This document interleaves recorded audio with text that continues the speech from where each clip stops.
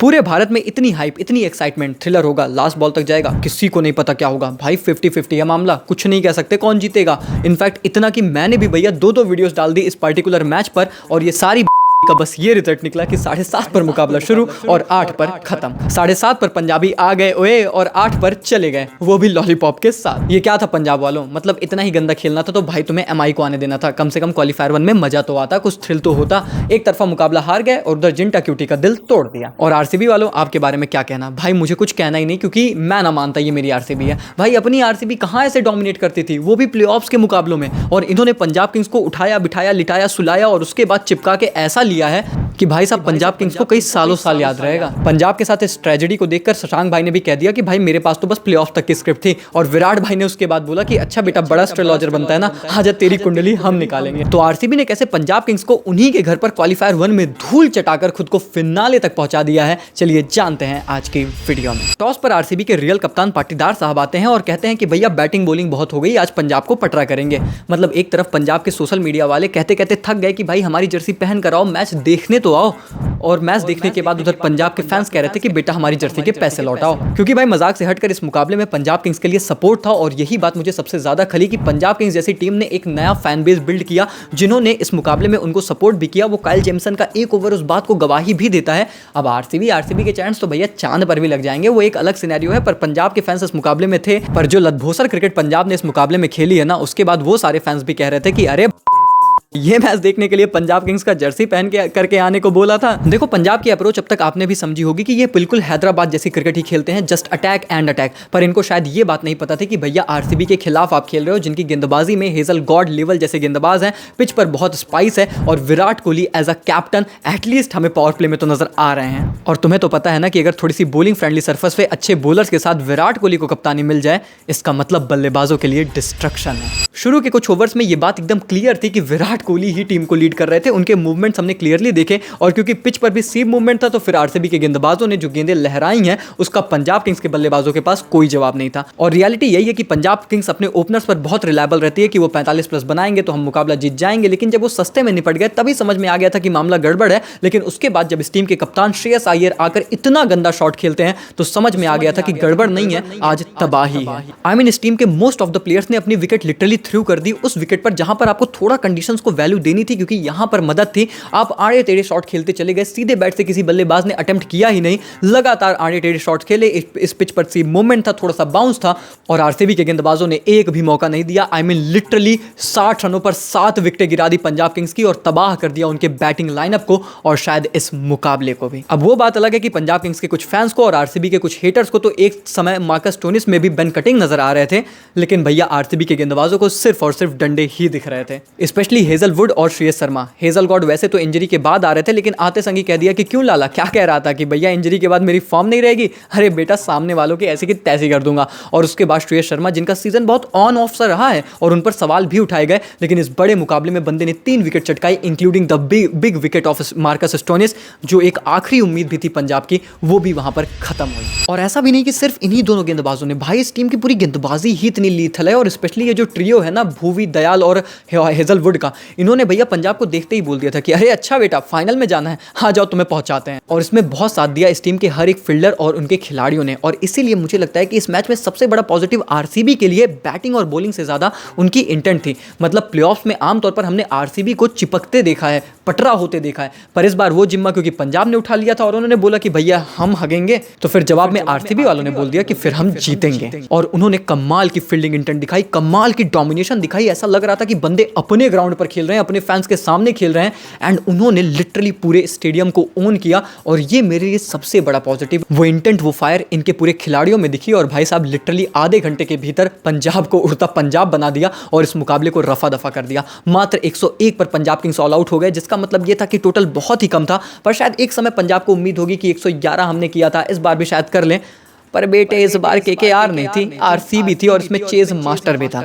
शुरुआत होती है चेज की, और भाई शुरू के 2 ओवर में एक बार फिर से पंजाब बहुत गंदा हकते हैं। इस पिच पर जहां पर ठीक ठाक गेंदबाजों के लिए मदद थी, उनकी लाइन एंड लेंथ बहुत ही ज्यादा खराब थी। ओवर एक्सपेरिमेंट करते गए और भैया सॉल्ट और विराट भाई बजाते गए। लेकिन फिर वो आता है एक ओवर काइल जेमसन का, जहां पर T20 क्रिकेट अचानक से टेस्ट क्रिकेट में बदल जाती है। सारे फैंस का सपोर्ट पंजाब किंग्स को मिलता है और लगता है कि इज देयर एनी ट्विस्ट।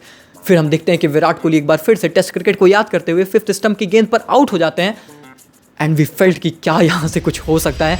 पर फिर से आता है इस टीम का एक और विदेशी खिलाड़ी और कहता है अरे घुइयां चांस। नाम था इनका फिल सॉल्ट और भैया ये बंदा ऐसा असॉल्ट करता है नून तेल मिर्चा लगा के पंजाब किंग्स के गेंदबाजों को कि वो जो पूरा मोमेंटम हल्का सा भैया पंजाब की तरफ जा रहा था 0.1% भी उसको अपनी तरफ लेकर आता है and Phil Salt has been just phenomenal. और मुझे तो लगता है कि शायद श्रेयस भाई को एक स्टेटमेंट भी वो देना चाहते थे कि भैया आपने तो बड़ा क्रेडिट ले लिया कि आपने पिछले सीजन जिताया था, पर याद है ना कि उस विनिंग टीम में मैं भी था। अब आप तो आज परफॉर्म कर नहीं पाए, मैं करके दिखाता हूँ। और भाई साहब फिल सॉल्ट ने कमाल की पारी खेली, अर्धशतक लगा दिया इस बड़े मुकाबले में और आसानी से आरसीबी को फिनाले तक पहुंचा दिया, जिसकी वजह से आरसीबी आईपीएल के चौथे फाइनल में पहुंच चुकी है। लेकिन मुझे सबसे अच्छी बात यह लगी कि हर एक आरसीबी खिलाड़ी और इनफैक्ट फैंस को भी ये बात पता है कि काम अभी पूरा नहीं हुआ। हर एक बंदा यही कह रहा था कि सेलिब्रेट करेंगे पर 3 तारीख को अभी एक मैच और जीतना है। वो विराट ने भी तो अनुष्का से यही बोला ना कि बस एक मैच और एंड देन वो स्टोरी हम लिख सकते हैं, उस स्टोरी को कंप्लीट कर सकते हैं जिसका इंतजार मैं 18 सालों से कर रहा हूं। और वो रिकॉर्ड जो हमारे नाम इतने सालों से है शायद उसे हम तोड़ सकते हैं, क्योंकि बहुत से रिकॉर्ड्स तोड़े हैं इस टीम ने इस सीजन। इन्होंने सीएसके को 17 सालों बाद चेपॉक में हराया, वानखेड़े में एमआई को हराया 10 सालों बाद, सारे अवे मैचेस जीते, क्वालिफाई किया क्वालिफायर 1 के लिए 9 सालों के बाद और फाइनल भी खेल रहे हैं 9 सालों के बाद। तो भैया जीत भी तो सकते हैं ना 18 सालों के बाद।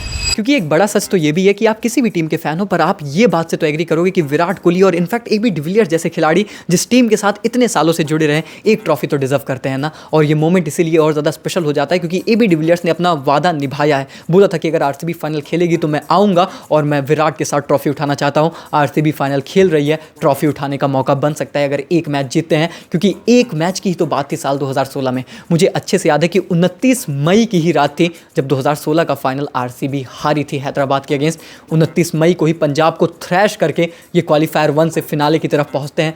तो हर एक चीज़ में वो गॉड्स प्लान होता है ना। इट सीम्स लाइक कि यहाँ पर भी वो स्टोरी कंप्लीट करने के लिए भगवान ने कुछ कहानी तो रची हुई है, एटलीस्ट अभी तक ऐसा प्रतीत हो रहा है। लेकिन उसके लिए एक मैच जीतना है। पंजाब आपको हार नहीं माननी है, ये भी तो बड़ी बात है, क्योंकि पंजाब के कप्तान ने यही बोला कि देखो हमने एक मैच हारा है पर वॉर नहीं, अभी वॉर होगी, अभी हम क्वालिफायर 2 खेलेंगे और वो खेलेंगे कैसे खेलेंगे उस पर यह निर्भर करता है कि किससे खेलेंगे। और इसीलिए हम बात कर लेते हैं आज के बड़े मुकाबले के बारे में। मुकाबला है गुजरात और मुंबई के बीच और ये मुकाबला खेला जाएगा वंस अगेन चंडीगढ़ में। एक ऐसी पिच, एक ऐसी स्टेडियम जहां पर आप कुछ भी नहीं कह सकते। लेकिन फिर सवाल यह है कि आखिर इन दोनों चैंपियंस टीमों में से कौन सी टीम यहां से आगे बढ़ रही है और कौन सी टीम का सफर यहीं पर समाप्त होगा।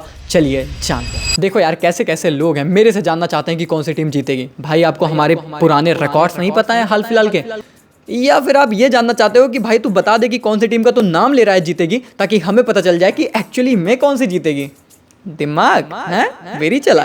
देखो यार ये मुकाबला चंडीगढ़ में है और इस पिच ने बहुत धोखे दिए हैं। यहाँ पर कभी कभी बहुत रन बनते हैं और कभी कभी कल जैसा हाल हो जाता है। तो we really don't know pitch क्या ऑफर करेगी, पर एक नई पिच यूज होगी ये हमें पता है। हमें ये पता है कि दोनों टीमों में बदलाव होंगे, फोर्सफुल चेंजेस हैं, क्योंकि एक तरफ मुंबई के लिए रियान रिकल्टन, विल जैक्स जैसे खिलाड़ी अवेलेबल नहीं है, तो वहाँ पर जॉनी बेस्टो एंड ऑल आ जाएंगे। और वहीं पर गुजरात टाइटंस के लिए नहीं अवेलेबल है Jos Buttler, which is a big blow. Kusal Mendis आ रहे हैं, कितना अच्छा खेलेंगे नहीं खेलेंगे हमें नहीं पता, हमने आईपीएल में नहीं देखा है। और मुझे लगता है कि ये बंदा ना इस मैच को डिफाइन कर सकता है। अगर ये कुशल मेंडिस चल गया बटलर के अंदाज में, क्या पता गुजरात के मैच निकाल ले, पर अगर वो फ्लॉप हो गए तो जीटी के पास ज़्यादा विकल्प है नहीं। अब हम सबको पता है कि मुंबई एक ऐसी टीम है जो नंबर 3 या नंबर 4 पर फिनिश करके कभी ट्रॉफी नहीं जीती है, लेकिन हमें ये पता है कि वो फाइनल्स तक चले जाते हैं।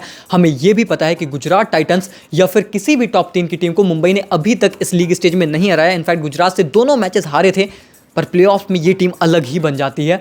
तो इस सीज़न कुछ अजीब ही चल रहा है, तो कुछ भी हो सकता है। फिलहाल गुजरात भी जीत सकती है, पर मेरे लिए मुंबई फेवरेट्स है और मुंबई ये मैच जीतेगा। इनफैक्ट मैं आपको ये बताऊं कि मैं इस वीडियो को करने से पहले गुजरात के बारे में सोच रहा था कि गुजरात बोलूंगा, पर अचानक से मेरा हृदय परिवर्तन हो गया। सही हुआ गलत हुआ मुझे नहीं पता, I am going with Mumbai. मुझे लगता है मुंबई ये मुकाबला जीतेगी और आपको क्वालिफायर 2 में पंजाब से भिड़ती नजर आएगी। आपको क्या लगता है दोस्तों कि कौन सा ये मुकाबला जीतेगा? पंजाब के फैंस किसको अपने साथ देखना चाहते हैं? मुंबई के फैंस बता दो, या फिर गुजरात वाले ज़्यादा खुश हो गए हो कि इस बंदे ने मुंबई का नाम ले लिया है? और मुंबई वालों कहीं मुझसे नाराज़ तो नहीं हो गए? मतलब मैं क्या करूं भाई, नाम तो लेना पड़ेगा ना। अब आप लोग मेरी सहायता कर दो, आप बता दो कौन जीतेगा कमेंट सेक्शन में आके। वीडियो लाइक कर दो, चैनल को सब्सक्राइब कर दो। आरसीबी के फैंस अटेंडेंस दिख जानी चाहिए मेरे भाई। एक जीत और इतिहास लिख सकते हो। मिलते हैं तब तक के लिए, take care, goodbye, thank you so much.